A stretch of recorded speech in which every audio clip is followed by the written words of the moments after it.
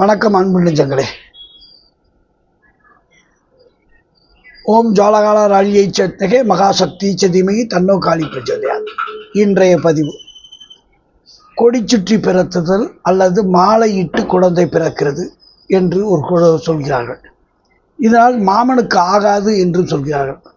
அப்படி ஒன்றும் இல்லை. பிறந்த குழந்தைக்கு லக்னத்திலிருந்து 5ஆம் இடத்தில் சூரியன் சனி இணைந்திருந்தாலும், இவர்களோடு ராகு கேதுக்கள் இணைந்தாலும் இது உண்டு, மாமனுக்கு ஆகாது என்பது உண்டு. மற்றொரு விஷயம், தனித்த செவ்வாய் பஞ்சமஸ்தானத்தில் இருந்தாலும், யாருடைய பார்வையும் இல்லாமல் இருந்தாலும் கட்டாயமாக மாமனுக்கு ஆகாது என்பார்கள். அது சரி. இதை தவிர வேறொரு காரணங்களும் இல்லை. என்னுடைய அறிவியல் காரணங்கள், தாய் தூங்கும் காலத்தில்